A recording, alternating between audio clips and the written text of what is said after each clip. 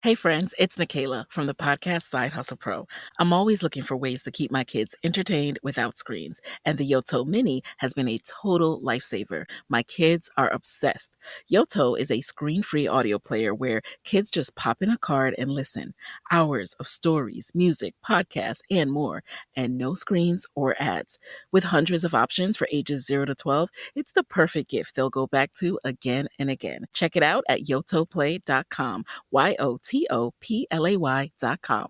Trimble knows that in the industries we all depend on, where speed counts, every turn matters. Trimble is the technology company that connects your physical and digital worlds, so you can see what's coming, take intelligent action, and get hard work done faster than you ever thought possible. Check them out at Trimble.com. Ready to turn data points into decision points? Turn deadlines into finish lines? And turn possibilities into profits?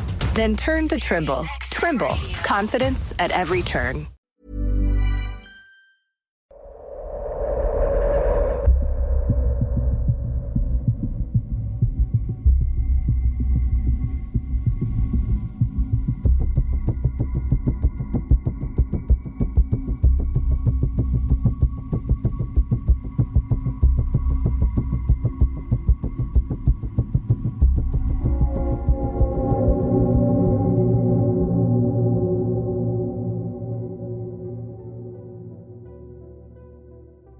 Hello and welcome back to another episode of Scary. Before we get into this week's episode, I want to say a special thanks to our new Patreon subscribers who are Jesse Best, Kyle Brown, Logan LaCapria, Jason and Caitlin O'Mara. Thank you so much for signing up to the Patreon and supporting the show. If this is something you're interested in, you can find the link to the show's Patreon in this episode's show notes, or simply go to patreon.com/scaryaparanormalpodcast, where you'll gain access to exclusive Scary Paranormal Podcast Patreon only episodes. You can also connect with me on Instagram. Just simply go to Scary Paranormal Podcast. I'll be honest, it's not the most active Instagram page in the world. However, if you want to send me a message, you are more than welcome, and I'll try to get back to you as soon as I can. The link for the podcast's Instagram page is in this episode show notes as well. But now, let's get into this week's encounter.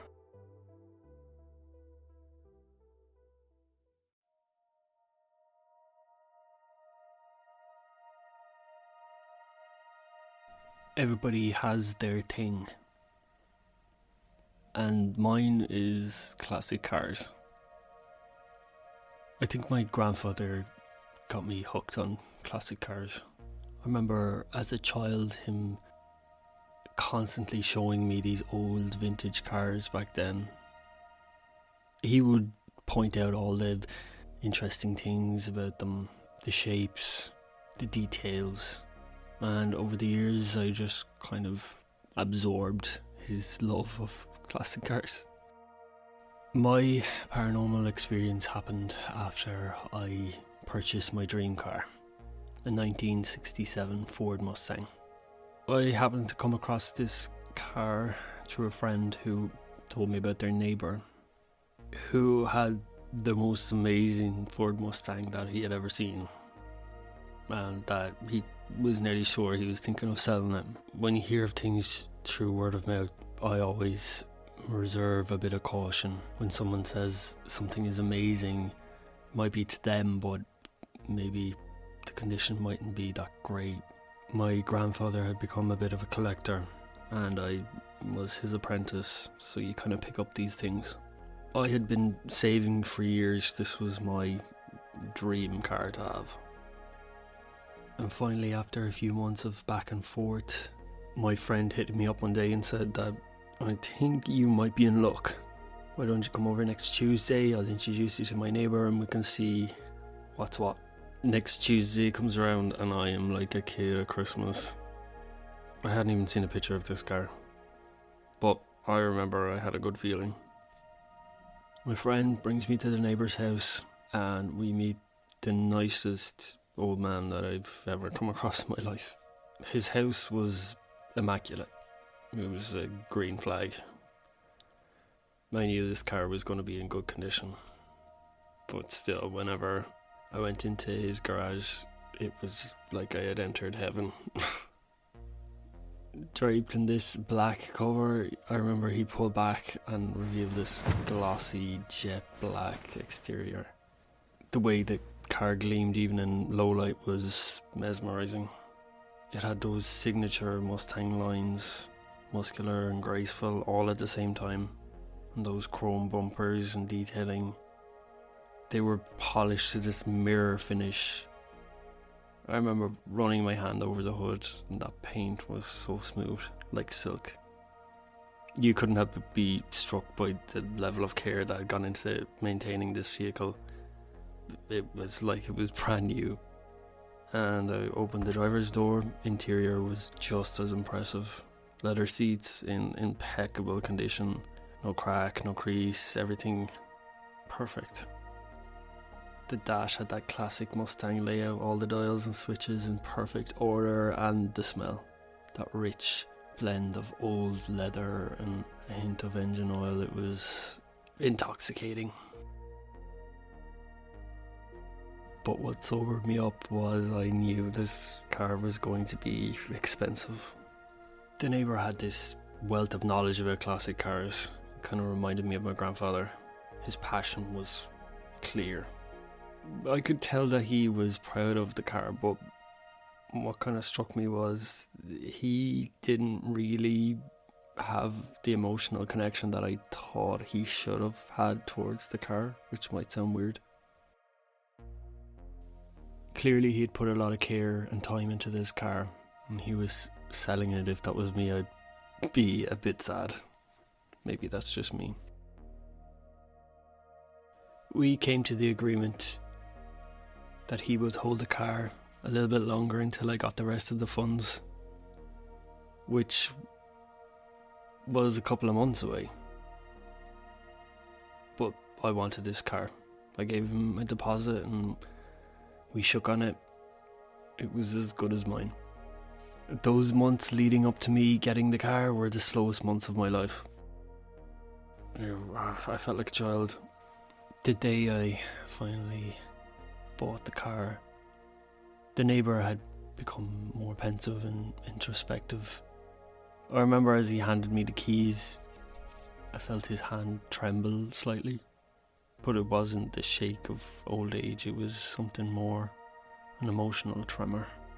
The emotion I'd been waiting for. He looked at me, his eyes were searching for words, and he said, "Take care of her." I just remember driving home that day with the biggest smile on my face. But it wasn't long before things started to happen. Things that I couldn't and still can't explain.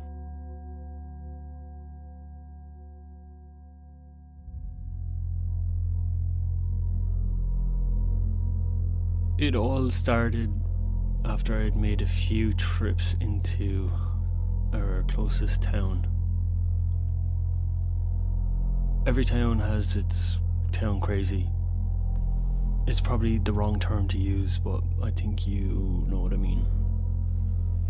One of our town's crazies is completely harmless. I know him by name, and he's always outside the same gas station. Sometimes begging for food, other times begging for money. But he's a nice guy. So one day I'm getting some gas and he's outside. He sees me get out of this new car for the first time. He's real excited. Just telling me, "Oh wow, it's so beautiful. That's an amazing car." And we talk, I thank him. I go inside, pay for my gas, come back out. He grabs me and he said, "Hey, that little guy, he's like a squirrel in there. You want to be careful that he doesn't hit off something." Honestly, at that time, I did not put any pass on his words. Like I said, he's a little bit crazy. He says crazy things all the time. Looking back, that was the first time somebody mentioned that they were seeing somebody in the car who wasn't or shouldn't be in the car. Over the next few weeks, as I'm doing chores and getting messages in the town, people are saying to me, I didn't know you had kids. One woman comes up to me and says, you shouldn't leave kids in the car alone. Other people that know me better and know I don't have kids are saying, oh, you have your nephews with you today? It must be nice to have family visiting. And each time I'm answering to these people, no, nobody with me. And then they look at me like I'm hiding something or just not willing to talk to them or something, and conversation goes cold. Honestly, after a few of these comments, I thought maybe a kid had gotten into the car. This car was a bit of a magnet sometimes. Teenagers would be all over it, ask me questions about it. Each time I checked to see if a kid had gotten into the car's completely empty. I think the time that freaked me out the most was when I was stopped at a traffic light. This car pulls up beside me and the guy that's driving it is laughing. He's looking at me. I pull down the window. He says, that little guy is crazy. He makes the funniest faces. He was making faces at us the whole way as you're driving in front. The light turned green, the guy goes, and I'm looking in the rear view mirror, checking over my shoulder to an empty back seat.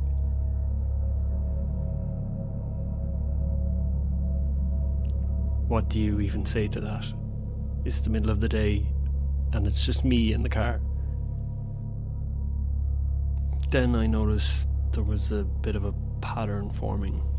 If I had somebody in the passenger seat with me, I wouldn't get any of these weird comments about this boy who's in the back of my car, who, by the way, is not there.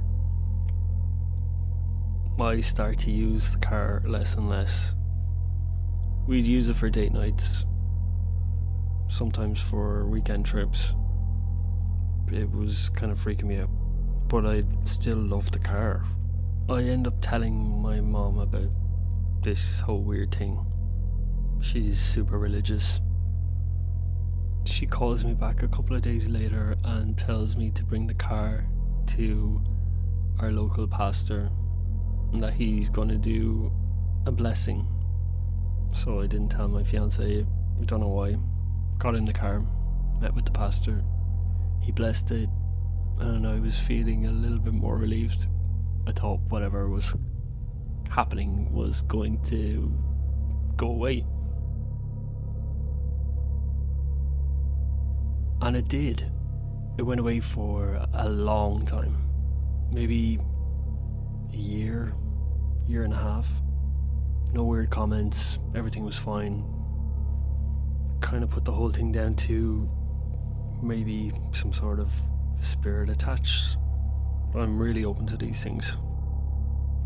About a week after my 45th birthday, I'm making my way down Route 18. It's just after 9 p.m.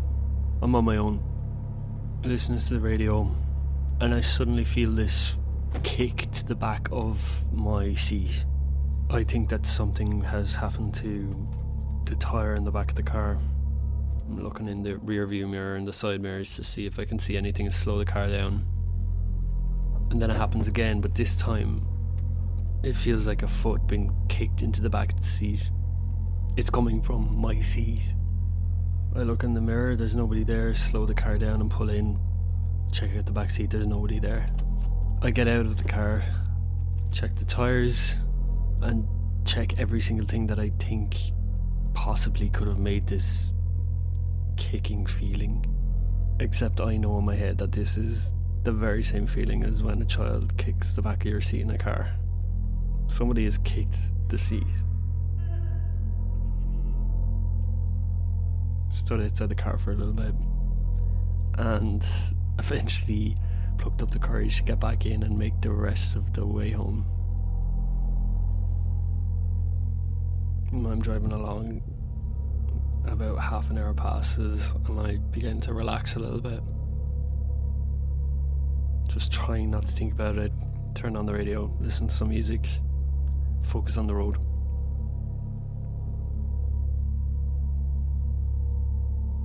After a little while, The radio cuts out by itself. Unusual, has never happened before, but I can't say it was paranormal. This car is old, maybe it wires after coming loose, so I make the way home in silence, just me and the sound of the engine. I get home and tell my now wife what has happened. I'm thinking, do we have to bless this car every 18 months or so? It just expires after that amount of time. I didn't tell my mum. Went to sleep that night and woke up in the morning in the cold daylight thinking there's springs in the seat. One of them probably just moved or popped or something. I've gotten spooked by a spring in a seat.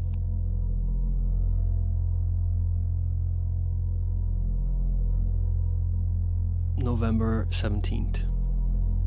I'm back on Route 18 again. And again, it's at night. The weather is the worst it's been in a while. It's practically a downpour. It's one of those nights where the best place to be is at home watching TV or just relaxing somewhere warm and dry. And I'm nearly there. About half an hour left to go. I notice these headlights in the distance coming up behind me. Looks like it's a truck. Gets closer and closer. He's gonna overtake me. And just as he gets close enough to the point where he's gonna overtake, I remember looking in the rearview mirror and seeing this shadow of what looked like a young boy jump on the seat and then hide real quickly, and I nearly crashed the car. That night something changed because I had seen something. It wasn't just a weird feeling and people telling me that they had seen somebody in the back of the car. I had now seen them too. Making the rest of the way home is a complete blur. Panic, autopilot. My heart was pounding for most of the journey. It seems silly looking back now, but when you're on your own in the middle of the night and there's this ghost kid in the back of your car, you can't tell me you wouldn't be terrified too. I didn't drive the car for months. I was selling it, getting rid of it. Didn't want anything to do with it. Sure, I was afraid of this unseen spirit, but also I was afraid that if I saw something or felt something in the car again, that I could crash the car and harm myself or seriously harm somebody else. I began to hate the car. I always kept the car in the garage. My wife was now getting on to me about how come we're not using the car for weekend trips. You never use that car anymore. I'd make up some excuses, but I had told her that I had seen something in it, so she was like, oh, ghost car. And again, nothing had ever happened with her in the car with me. One night we go to bed, and at about 2 a.m. we're both woken up to this noise. We both get out of bed, make our way downstairs, and realise it's the car radio is at full volume.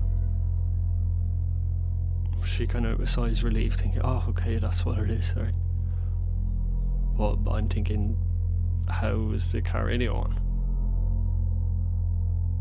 Another night, we're woken up with what sounds like this banging noise. Again, we go downstairs, and standing at that door connecting to the garage, we both hear this banging, pounding on the door. This is like 3 a.m. It's like someone is in the garage and they want to get out, trying to get into the house. We think that maybe it's burglars. I open the door really fast.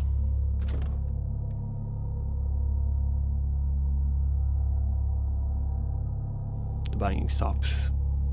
Nobody's there.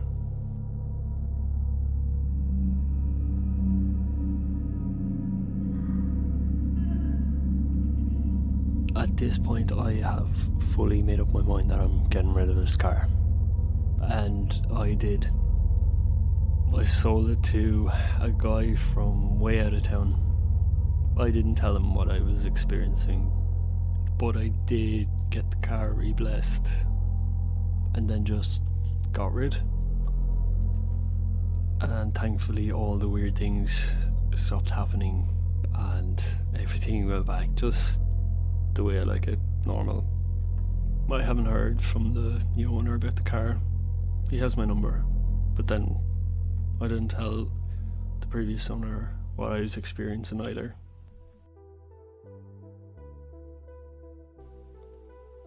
Thank you to Charlie P for sending in his paranormal encounter.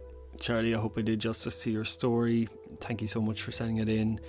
If you have your own paranormal encounter that you would like me to narrate on the show, you can send it to scaryaparanormalpodcast@gmail.com. Don't forget to tell a friend about the show, and if you can, please rate and review the show where possible, and make sure you have pressed that follow or subscribe button so you don't miss any future episodes. Join me next time for another episode of Scary.